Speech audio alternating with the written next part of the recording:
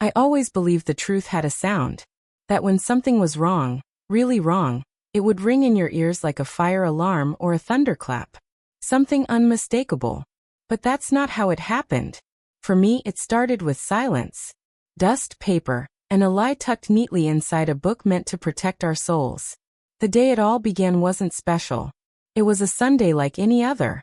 I'd just gotten back from church with the kids.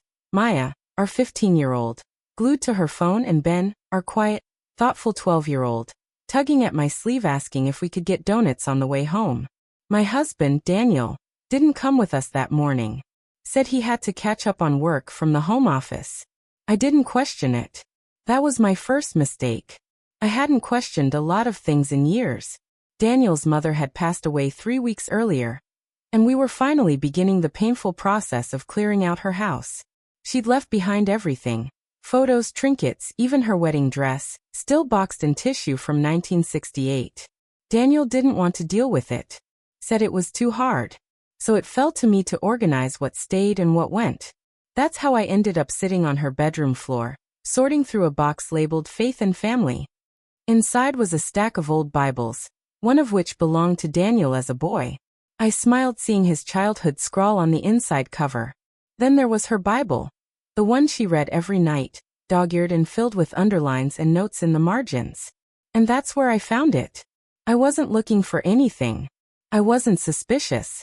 I was just flipping through pages, trying to decide whether to keep it or donate it when a folded yellowing envelope slipped out from between Psalms 91 and 92. There was no postage, no address, just one word in cursive: Camille.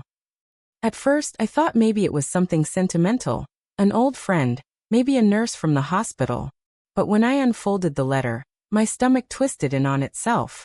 It was a love letter, written by Daniel. Camille, I miss you more than I thought possible. Last night, when I laid beside her, all I could think about was the way your hand fits in mine. The way you look at me without expecting anything. Eleanor doesn't ask questions, and that's the only reason I haven't lost everything. Yet. I just need a little more time. Soon. I promise. D. I stared at the letter so long my fingers started shaking. The words didn't blur. They burned. I sat there on that old carpet for what felt like an hour, the weight of 16 years crushing down on me. Had this been recent? Was this an old affair? Who the hell was Camille? And why the hell was this letter hidden in his mother's Bible? Suddenly, so many things began to slide into place like a morbid puzzle. The late-night drives to clear his head, the sudden business trips with vague details, the lack of intimacy that I had blamed on stress, on aging, on myself. I carefully folded the letter back and tucked it inside my purse. I didn't cry. Not yet. There wasn't room for tears with that kind of fury blooming in my chest. By the time I walked into our house that evening, Daniel was in the kitchen, stirring sauce like nothing was wrong. He kissed me on the cheek, called me Ellie, asked if I was okay after going through his mom's things. I stared at him and realized, for the first time, I didn't recognize the man in front of me. I told him I was tired and went upstairs. That night, while he slept beside me, snoring softly like a man without a care in the world, I stared at the ceiling and made a decision. I wouldn't confront him. Not yet. I needed the whole story. Because this letter, was just the start. And if he had secrets, I was going to dig every last one out. And when I was done, he would never see me coming. I barely slept that night. I watched the shadows crawl across our bedroom walls while Daniel lay beside me, undisturbed, like a man who had nothing to hide. Maybe he didn't even consider it hiding. Maybe he thought I'd never find that letter, that I never looked too closely, that I'd always just play my part, cook, clean, nod, smile. He wasn't entirely wrong. But what Daniel didn't know was that once a woman wakes up from the illusion she's been living in, she doesn't go back to sleep. By sunrise, I was downstairs, pacing the kitchen like a ghost. I made breakfast. Eggs for Ben, yogurt and fruit for Maya. Daniel came in half-dressed, scrolling through his phone. He barely looked up. Said he had a busy morning, and would be working from home. Don't wait up, he added. I smiled. Of course not. When the kids left for school and Daniel settled into the home office, I pretended to be heading to my Pilates class. I left the front door open, slipped quietly around the back and waited. I knew his routine. After 45 minutes of working, he'd go out for a long run, exactly 1 hour, sometimes more.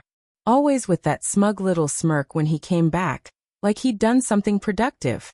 At 10:04 a.m. he left, jogging past the porch, earbuds in, oblivious to everything. I went back inside, shut the door silently and padded toward the office. Now here's the thing. Daniel never used to lock anything. But 3 months ago, after he got promoted, at least that's what he told me, he installed a lock on his office drawer. Client files, he'd said. NDA stuff. Confidential. That drawer became a splinter in my mind the moment I found that letter. And now it was practically screaming. I knelt down and inspected the lock. Simple. Standard. I'd seen Ben unlock more complicated things with his little magnet kits. I wasn't some amateur either. Years of being a mom means you learn how to get into just about anything your family tries to hide. And Daniel? He was lazy. I took a paper clip, bent it, and within 2 minutes, click. The drawer slid open. Inside was a manila folder, thick and slightly frayed at the edges. I pulled it out and opened it on the desk. My breath caught in my throat. There were emails. Printed emails. Dozens. Correspondence between Daniel and Camille. And not just a fling. This was a full-blown emotional life, running parallel to ours. Booked the room under D. Rivers again, same hotel. Friday night. Can't wait to see you in that green dress. I dreamed about us last night. You were wearing your necklace. The one I gave you on our first trip to Asheville. She asked where I was on Christmas Eve. Told her I went to see a friend from college. You were worth it. I kept reading, heart pounding like a war drum. There were photos too. A picture of Daniel in a gray coat I'd never seen before. Arm around a woman with auburn hair and green eyes, laughing in front of a cabin. The timestamp said December 23rd. We were supposed to spend that weekend in Boone with Daniel's sister, but he'd come down with the flu and sent me and the kids without him. I remember calling him 3 times that weekend, asking if he wanted soup or meds. He didn't even answer once. He wasn't sick. He was with her. And he had used a fake name, D. Rivers. Rivers was his mother's maiden name. He was so sure I'd never put the pieces together. That's what burned the most. Not the cheating. Not even the lies. It was the certainty in his betrayal. The smug belief that I was too dull, too trusting, too ordinary to figure it out. I put everything back exactly as I found it. Relocked the drawer. Stepped out of the office. And then I did something that would change everything. I opened my laptop and searched Camille, North Carolina plus art teacher plus Asheville. It didn't take long. Her full name was Camille Prescott. She taught weekend ceramics workshops at a community college. Divorced. No kids. Mid-30s. I clicked her faculty profile. There she was. The woman in the photo. The one wrapped around my husband. I sat back in the chair, pulse racing. She had no idea who I was. Yet. But she would. Because I wasn't going to confront Daniel. Not yet. I was going to do something far more satisfying. I was going to make him unravel from the inside. Slowly. Quietly. While smiling in his face the entire time. I signed up for the class under the name Lena Clark. I paid in cash. No paper trail. No digital footprint that could accidentally pop up on Daniel's laptop or in our shared email. The last thing I wanted was for either of them to know I was coming. The drive to Asheville took just over 2 hours. I played soft jazz on the radio. Not because I liked it, but because it gave me something to drown out the thoughts pounding through my skull. The letter. The drawer. The lies. The way Daniel still kissed me on the forehead every morning like he wasn't living a second life behind my back. When I arrived at the community center, my palms were slick with sweat. I hadn't touched clay since high school art class. I didn't care. This wasn't about pottery. This was about standing 3 feet from the woman my husband had been slipping away to for who knows how long. Looking into her eyes. Hearing her voice. Watching her face when I smiled and shook her hand and said, "Nice to meet you." She didn't recognize me, of course. Why would she? In her eyes, I was probably a boring, lifeless ghost he complained about in hotel rooms. The wife who didn't understand him. Or the woman who used to care but stopped trying? That's how men like Daniel made themselves victims. They rewrote the story before anyone else could tell it. Camille Prescott was beautiful in an approachable way. Not flashy. Earthy. She wore a linen blouse with her sleeves rolled up, and a turquoise ring that caught the light every time her hands moved. Her voice was soft, soothing, like she'd been practicing calmness her entire life. And yet, I could tell something was off. She was distracted. Her eyes kept darting to her phone during class. She smiled, but it didn't reach her eyes. And she fumbled with her own tools more than once, like her hands were shaking. After class, I lingered behind while the others left. I pretended to be curious about a technique she demonstrated. "That ring is beautiful," I said casually, pointing to her hand. She glanced at it, a flicker of unease crossing her face. It was a gift.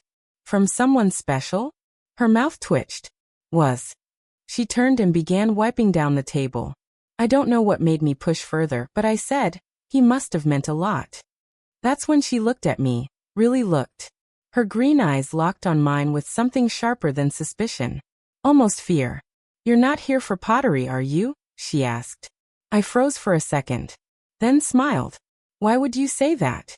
She backed away slightly. "You asked for this class by name. You paid cash. You knew I'd be teaching. I've had women do this before, you know. Not many, but enough. You're someone's wife, aren't you?" I tilted my head. "And if I am?" Her shoulders slumped. "I didn't know. Not at first. I swear. He said you were separated. That it was mutual. That you were still living in the same house for the kids." "And you believed him?" I wanted to. I watched her carefully. There was no venom in her tone. Just fatigue. Like she'd been living in a shadow just as much as I had. "You should know," Camille said quietly. "He isn't the only one I've been involved with from your circle." My stomach flipped. "What do you mean, from my circle?" She blinked like she hadn't meant to say that. "Wait," I said, stepping closer.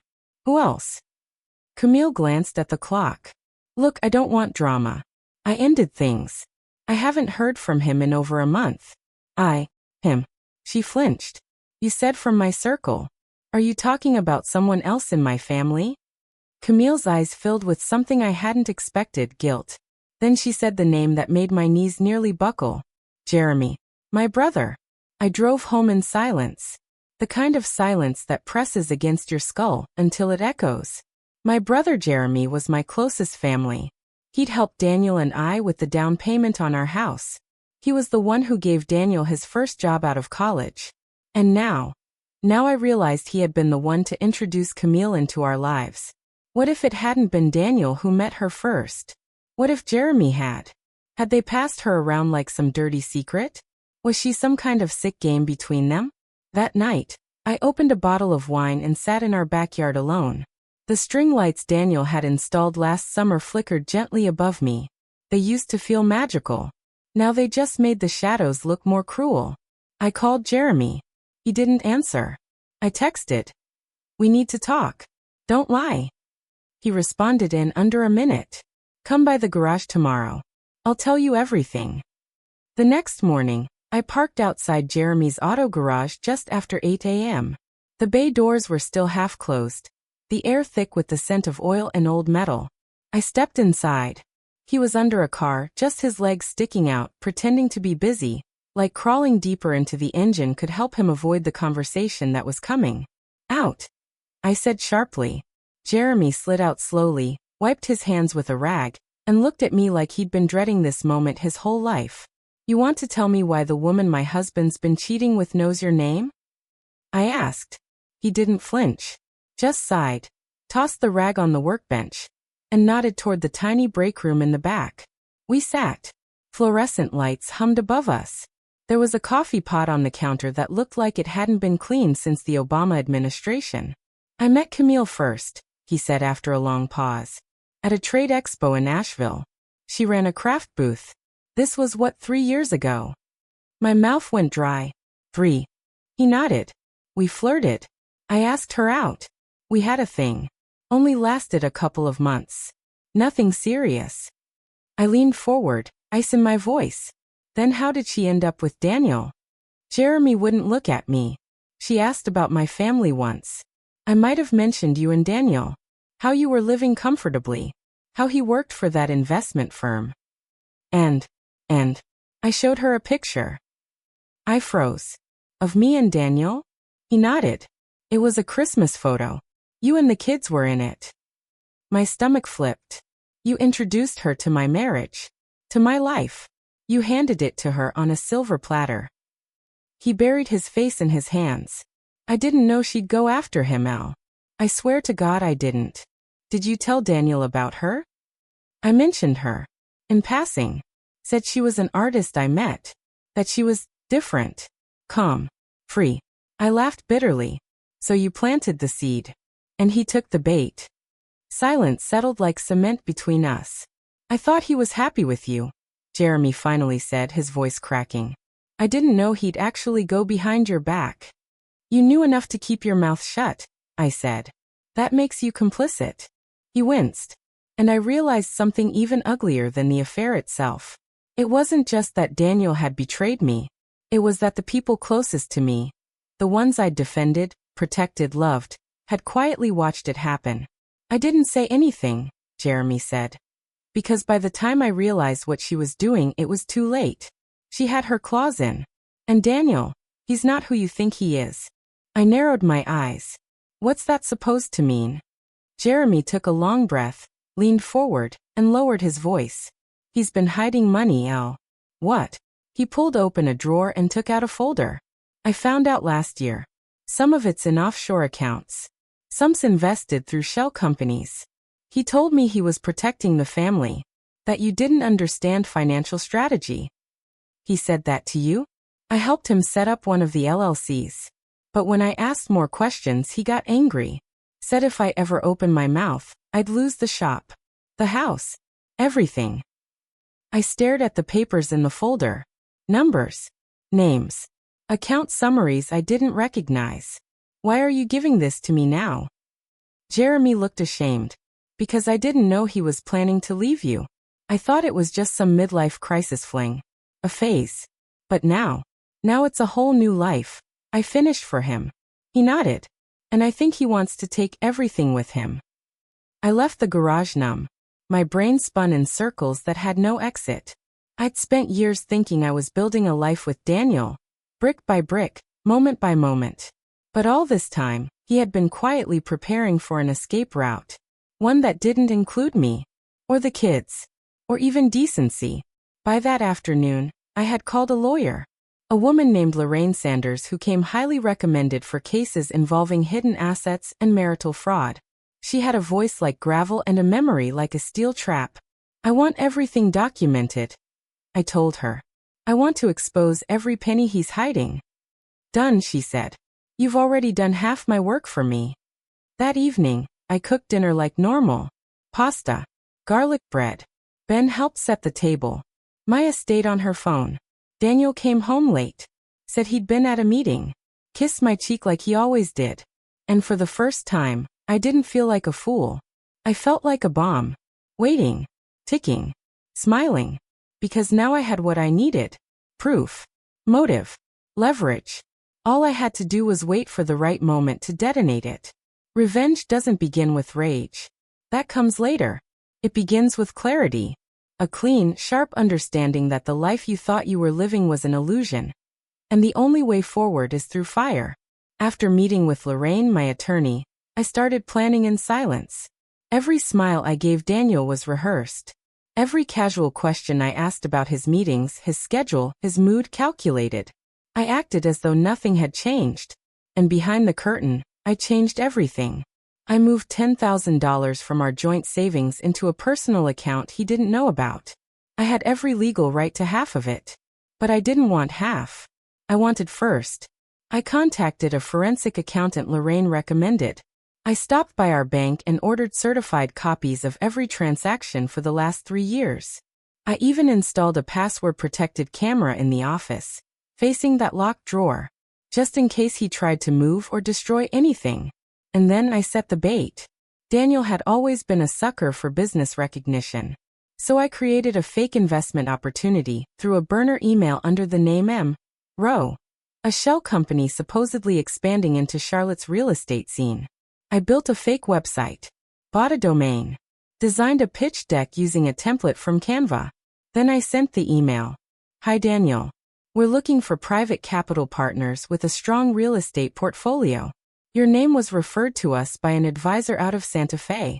I'd love to discuss the opportunity over a private dinner. I knew the name Santa Fe would catch his attention. That's where Camille's family lived. I was laying breadcrumbs in a forest he thought he'd already mapped. He replied in under 2 hours. Happy to meet. My calendar's open next Thursday evening. Perfect. While all of this unfolded, I kept tabs on Camille. Her social media was still private, but that didn't mean I couldn't look. One afternoon, I created a fake profile, complete with stock photos and mutuals from a pottery forum, and sent her a request. She accepted. That's when I saw it. A single photo. Posted at 4:12 p.m. the previous Friday. Caption, he asked. I said yes. Camille's hand rested on a rustic table, next to a cup of herbal tea. On her finger sat an oval diamond ring in an antique gold setting. The caption included a heart emoji. And his name. #Daniel and Camille. But it wasn't just the ring. It was my grandmother's ring. The one she'd passed down to me on my wedding day. The one I'd left in the safe under our bed for special occasions. I ran upstairs, flung open the safe, and tore through the contents. Gone. He didn't just betray me. He robbed me. I didn't cry. I didn't scream. I sat perfectly still in our bedroom, listening to the hum of the ceiling fan and the faint ticking of the hallway clock. Then I picked up my phone and called Lorraine. He gave her my grandmother's ring. There was a pause on the other end. Perfect, she said. We're adding theft to the claim. The night of the fake investor dinner, Daniel left the house in a tailored navy suit. I had to bite the inside of my cheek to keep from laughing. He thought he was walking into a lucrative deal. What he didn't know was that I had rented out the private room at the restaurant under my name, placed a hidden camera inside a floral arrangement, and had Lorraine watching the live feed from her office. He sat alone for nearly 30 minutes before getting up and leaving, irritated. I sent him a message from the fake account minutes later. Deal's off. Red flags came up in your financial history. Best of luck. The panic in his face as he read the text was delicious. But I wasn't done. 3 days later, I invited Camille to coffee. She didn't want to meet at first. I told her she didn't have to speak, just listen. She agreed. We sat at a corner table of a quiet cafe. She wore the ring, but now I noticed she twisted it nervously with her fingers. I slid a small envelope across the table. Inside were 2 documents. A screenshot of the LLC showing Daniel had transferred funds days before proposing to her, and a copy of the appraisal on the ring, with my name as the registered owner. I don't want him back, I said quietly. I don't want drama. I want you to know who you're saying yes to. Camille read in silence. When she looked up, her lips were trembling. He told me the ring was a family heirloom. His mother's. He said she gave it to him just before she passed. I let out a soft laugh. Well, she did own it once. In the 1960s. Before she gave it to my grandmother. Camille slid the envelope back. Her voice was thin. Why are you doing this? Because I want you to remember this moment. When it all comes crashing down, I want you to know, I warned you. I stood and left before she could answer. The next morning, Daniel found the safe empty. The next evening, he found a legal envelope waiting on his desk, served cold and quiet by a process server at his office. Inside, a divorce petition, an asset tracing report, and a claim for fraud, emotional distress, and theft. I left one thing out though. A handwritten note. You should have locked more than your drawer. You should have locked your ego. But now, everything you took is coming back to me. Enjoy the ring. She won't wear it for long. Eleanor. Some revenge feels like fire. Mine felt like ice, slow, deliberate, cutting in silence. Within 2 weeks of serving the papers, Daniel's life began to unravel. Lorraine had filed for an emergency asset freeze on all joint and hidden accounts. The court granted it. Every dollar he thought he'd stashed away behind my back, now flagged and frozen. The look on his face when he realized I wasn't just filing for divorce. I was coming for everything. was the most honest expression I'd seen from him in years. No smugness. No arrogance. Just a man who had finally lost control. Camille? She mailed the ring back. No note. Just a small velvet box inside a plain brown envelope, sent to my attorney's office. I never heard from her again. I imagined she'd had her own awakening, standing on the edge of a dream someone sold her, realizing it was made of rotting wood and smoke. Daniel tried calling. Once. Then twice. Then 10 times in a row, leaving voicemails that started polite and ended desperate. I never picked up. I didn't need more words. I had actions. The week before our first court hearing, I got a knock on the door. I wasn't expecting anyone. The kids were at their grandparents', and I had taken the day off to rest. When I opened it, a woman stood on my porch. Late 40s. Dark gray slacks. Green blazer. Sharp eyes that didn't flinch when I asked, "Can I help you?" "My name is Michelle Renner," she said. "I used to work with your husband. May I come in?" I hesitated. Something about the way she said used to made my stomach tighten. She sat on the edge of my couch, hands folded in her lap, like she was preparing to testify. "I don't want anything from you, but I think you deserve the truth. The full truth." "I already know about Camille," I said calmly. "And the money. And the lies." Michelle shook her head. "That's not what I'm here about." She opened her purse and handed me a small photo. I stared at it, not understanding at first. A baby girl. 2 or 3 years old. Curly brown hair. Deep-set eyes. Familiar eyes.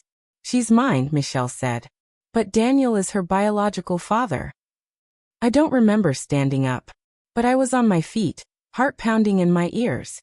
Michelle continued, her voice steady. "It wasn't an affair. I want to make that clear. It was artificial insemination. I was 42 and single. I used a donor. A private one, through a mutual connection. I didn't want to go through a bank. I wanted to know the background. Daniel offered." "He offered?" Michelle nodded. "He said he'd done it before. That it was discreet. He had no interest in co-parenting. I would never have found out who he was if it weren't for a health issue that required a full genetic workup. One thing led to another, and here we are." I sat back down numb. Why now? Because I saw the court filings. My friend forwarded the public notice. I recognized the name. And I realized if he's capable of what he did to you, I had to come forward. I didn't want my daughter to grow up not knowing what kind of man he really is. I nodded slowly. "Thank you." Michelle handed me one more thing, a typed statement. "For your attorney. She may be able to use it." As I walked her to the door, she paused. "You're stronger than he ever deserved. Whatever you do next, I hope it brings you peace." The courtroom wasn't dramatic. Not the way people expect. No gavel slams or screaming. Just paperwork, tense lawyers, and Daniel avoiding eye contact like a coward behind his overpriced suit. He tried to argue that the accounts were for our future. Lorraine dropped a stack of printed emails and bank statements so thick the judge had to ask for a recess. By the end of the day, Daniel had agreed to a full division of assets, 60/40ths in my favor, and waived his rights to the house. The judge ruled in my favor for emotional damages and theft of family property. He had to pay court fees. He had to return the remaining heirlooms or pay double their value. But none of it compared to the final blow. I handed Lorraine Michelle's statement that morning. When Daniel was asked, under oath, if he had any other biological children outside of our marriage, he faltered. He paused. "Entain, lit." "No, Your Honor." Lorraine's lips curved into something close to a smirk. "We have a sworn affidavit, medical verification, and a private donor agreement signed by Mr. Westfield under a different name, D. Rivers. Matching fingerprints confirm the identity." Daniel paled. The judge's voice turned sharp. "Are you aware of the penalties for perjury?" Daniel nodded slowly. "Yes, Your Honor." That was the moment I saw it. The unraveling. The final thread. The mask slipping clean off his face as he realized everything. His money, his reputation, his story, was gone. After the trial, I didn't celebrate. I didn't cry. I went home, kicked off my heels, and stood on my balcony overlooking the hills. feeling the breeze against my skin like it belonged to me again. Weeks passed. Then months. Maya started therapy. Ben joined a music group. I painted our kitchen yellow. I got a small tattoo on my wrist, a sunflower. Quiet strength. I took weekend trips by myself. Sometimes I sat in cafes and people watched. Other times, I met up with a friend I hadn't seen in years, Owen. Kind, patient Owen who never asked for more than what I had the energy to give. We took things slow. Not a spark kind of love. A warmth kind of love. The kind that doesn't demand healing, but lets it happen in the open air. And Daniel. Last I heard, he was still in legal trouble over misreporting his assets during the divorce. Camille moved to Oregon. Michelle has full custody of their daughter. The company let him go. He faded. While I finally came alive. People often ask me how I forgave him. I didn't. I just chose me. And that's all the revenge I ever needed.